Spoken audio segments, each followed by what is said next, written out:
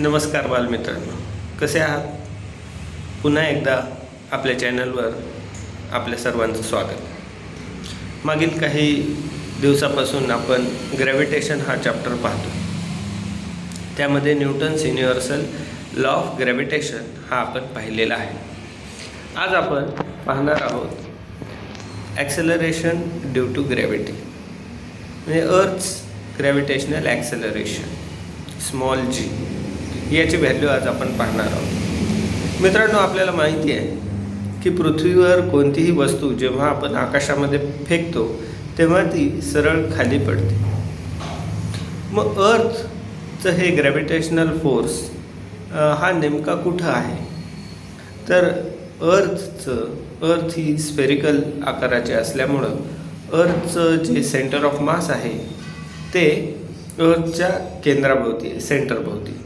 त्यामुळे अर्थवर कोणतीही वस्तू जेव्हा आपण वर फेकतो, आकाशाकडे फेकतो, तेव्हा अर्थ ही त्या ऑब्जेक्टला स्वतःच्या केंद्राकडं खेचून घेते.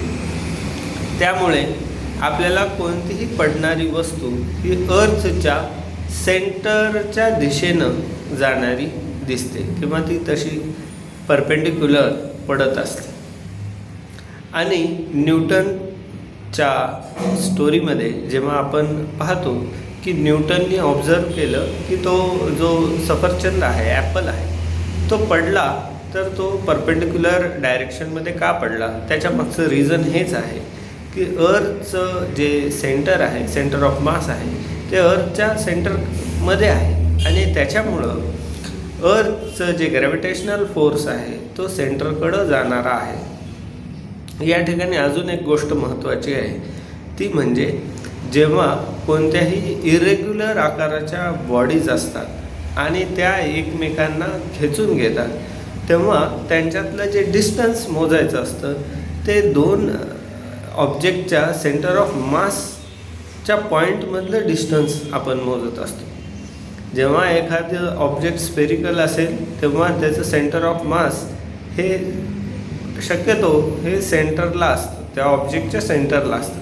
म्हणून आपण सेंटर टू सेंटर असं ते डिस्टन्स मोजत असतो. Universal law, Newton's universal law of ग्रॅव्हिटेशनमध्ये जे आपण डिस्टन्स मोजतोय दोन ऑब्जेक्टमधलं, ते सेंटर ऑफ मासमधलं अंतर असतं. हा एक महत्त्वाचा पॉईंट या ठिकाणी आपण लक्षात ठेवला पाहिजे. मग अर्थ ही प्रत्येक ऑब्जेक्टवर ग्रॅव्हिटेशनल फोर्स अप्लाय करत असते आणि त्यामुळं प्रत्येक वस्तू ही जमिनीवर पडते किंवा पृथ्वीच्या जवळून जाणाऱ्या एखाद्या ऑब्जेक्टवर सुद्धा अर्थ आपला ग्रॅव्हिटेशनल फोर्स लावत असते. इवन मून हा सुद्धा अर्थच्या भोवती फिरण्याचं कारण हे अर्थचं ग्रॅव्हिटेशनल फोर्स आहे. त्याच पद्धतीनं मूनसुद्धा स्वतःचा ग्रॅव्हिटेशनल फोर्स हा अर्थवर लावत असतो आणि हेच कारण आहे ज्याच्यामुळं की भरती आणि ओहोटी समुद्राला येत असते. भरती म्हणजे विशिष्ट ठिकाणी समुद्राच्या पाण्याची उंची वाढणे आणि ओहोटी म्हणजे समुद्राच्या पाण्याची पातळी खाली जाणे.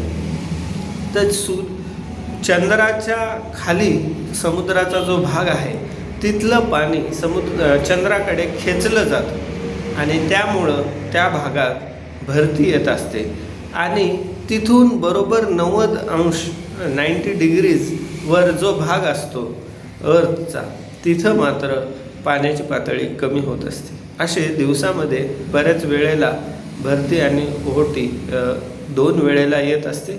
पाण्याची पातळी कमी जास्त होत असते. तर भरती म्हणजे हाय टाईड म्हणजे समुद्राच्या पाण्याची पातळी वाढणे आणि लो टाईड म्हणजे समुद्राच्या पाण्याची पातळी कमी होणे. तर जेव्हा एखादा ऑब्जेक्ट आपण पृथ्वीवरून वर फेकतो तेव्हा त्याच्यावर फोर्स अप्लाय होतो आणि Newton's second law of motion आपल्याला हा सांगतो की whenever a force is applied on an object it gets accelerated. त्याच्यामध्ये ॲक्सेलरेशन निर्माण होतं आणि आपल्याला माहिती आहे फोर्सचा formula F = m × a, force = mass × acceleration. तर जेव्हा आपण एखाद्या ऑब्जेक्टवर फोर्स अप्लाय करत असतो तेव्हा त्याच्यामध्ये ॲक्सेलरेशन निर्माण होत असतं. त्यामुळं आपण पृथ्वीवर जेव्हा आपण दगड फेकतो एखादा, तर तो जितका उंच जाईल येताना मात्र तो तेवढाच जास्त वेगामध्ये येतो. जेवढ्या उंचावरून आपण दगड फेकू तेवढं त्याच्यामध्ये जास्त वेग आपल्याला पाहायला मिळतो. हा जास्त वेग येतो कुठून, तर हा त्याच्यात तयार झालेल्या ॲक्सेलरेशनमुळे येतो. आणि हा फोर्स ऑफ ग्रॅव्हिटीमुळं तयार झालेलं ॲक्सेलरेशन आहे. हे फोर्स कुणाचा आहे, हा फोर्स कुणी लावलेला आहे, तर अर्थनी लावलेला आहे. आणि त्याच्यामुळं आपण तयार झालेल्या ऑब्जेक्टमध्ये ॲक्सेलरेशन ड्यू टू ग्रॅव्हिटी असं म्हणतो. Earth's acceleration due to gravity. आणि हे आपण दाखवत असताना स्मॉल जी या अल्फाबेटने दाखवतो. या स्मॉल जीचं डेरिवेशन आपण पाहू शकतो. बघा, आपल्याला Newton's gravitational लॉमध्ये F=G×m1m2 upon r² हा फॉर्म्युला आपण मागच्या व्हिडिओमध्ये पाहिलेला आहे, ज्याच्यामध्ये F हा फोर्स आहे की every object in the universe attracts every other object with a definite force. तर इथं जेव्हा आपण एखादा दगड वर फेकतो आकाशामध्ये, तेव्हा पृथ्वी हा एक मोठा ऑब्जेक्ट झाला आणि तो दगड हा एक छोटा ऑब्जेक्ट झाला. तर पृथ्वीचं मास हे कॅपिटल एमनी दाखवतो आणि त्या छोट्या ऑब्जेक्टचं मास आपण स्मॉल एमने दाखवतो. आणि या दोघातलं डिस्टन्स जे आहे ते आपण स्मॉल आरने दाखवत असतो. तर कॅपिटल जी हा युनिव्हर्सल ग्रॅव्हिटेशनल कॉन्स्टंट आहे. तो आपण त्या इक्वेशनमध्ये घेतो, ज्याच्यामुळं की प्रपोर्शनॅलिटीचं चिन्ह जाऊन तिथं आपण इक्वल टूचं साईन देऊ शकतो. तसंच दुसरा फॉर्म्युला आत्ताच मी तुम्हाला सांगितला की फोर्सचा फॉर्म्युला आहे F=मास इंटू ॲक्सेलरेशन. आता इथं अर्थचं ॲक्सेलरेशन आहे म्हणून आपण त्याला स्मॉल जीने रिप्रेझेंट करतो. So we can write F=m×g for any object falling on the earth surface.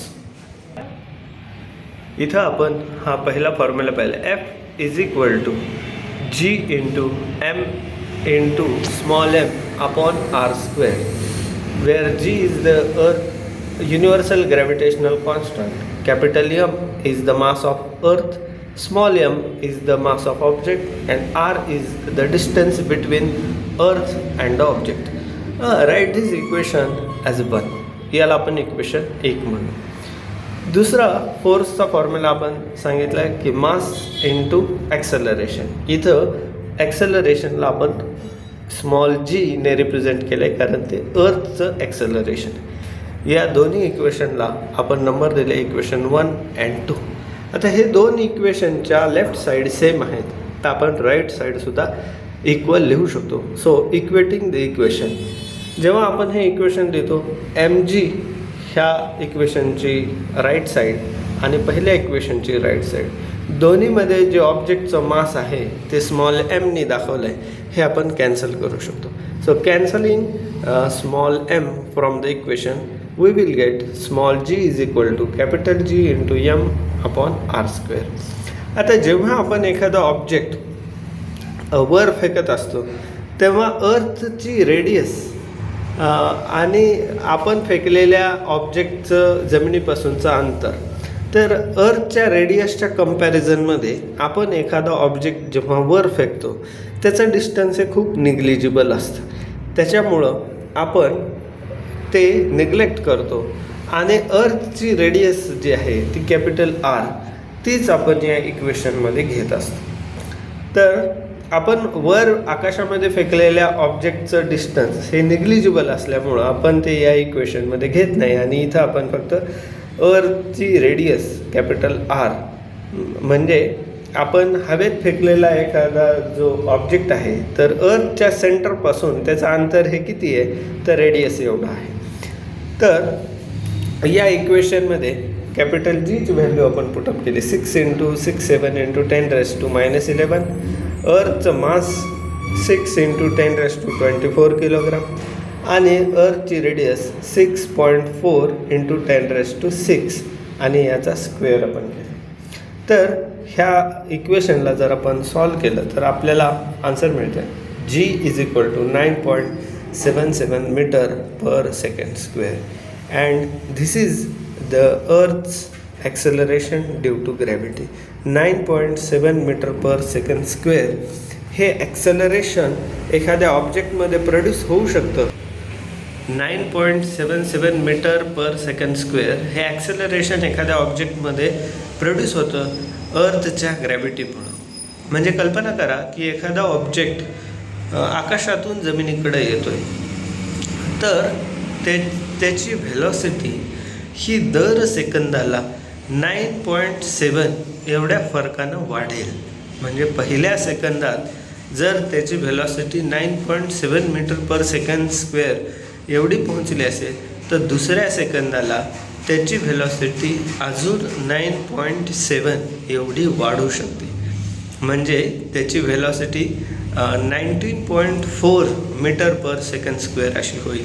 आणि तिसऱ्या सेकंदाला अजून त्याच्यामध्ये 9.7ची ॲड होईल, भर पडेल. म्हणजे दर सेकंदाला 9.7 मीटर पर सेकंड स्क्वेअर एवढी व्हेलॉसिटी वाढत असते. त्यामुळं जेव्हा आपण एखादा ऑब्जेक्ट खूप उंचावरून खाली फेकतो, तेव्हा त्याचा जो इम्पॅक्ट असतो, त्याची जी व्हेलॉसिटी असते ती खूप याने वाढलेली असते. कारण की त्याच्यामध्ये ॲक्सेलरेशन प्रोड्यूस झालेलं आहे. ते कंटिन्युअसली त्याची व्हेलॉसिटी वाढत जाते. तर हे अर्थच्या ग्रॅव्हिटेशनल फोर्समुळं आहे. आणि अर्थची जी ही व्हॅल्यू आहे, ॲक्सेलरेशन ड्यू टू ग्रॅव्हिटीची जी व्हॅल्यू आहे, जी स्मॉल जीची व्हॅल्यू, ही पूर्ण अर्थवर सगळीकडं सारखी नाही आहे. याच्यामध्ये अर्थची ही व्हॅल्यू, स्मॉल जीची व्हॅल्यू वेगवेगळ्या ठिकाणी वेगवेगळ्या कारणांमुळं बदलते. ती का बदलते हे आपण पुढच्या व्हिडिओमध्ये पाहणार आहोत. त्याच्या 3 कंडिशन आहेत. एक्झाममध्ये दरवेळेला विचारला गेलेला हा रिपीटेडली विचारला गेलेला क्वेश्चन आहे आणि याच्यावर प्रॉब्लेम पण येतात. तो पॉईंट आपण पुढच्याच व्हिडिओमध्ये पाहू. तोपर्यंत धन्यवाद.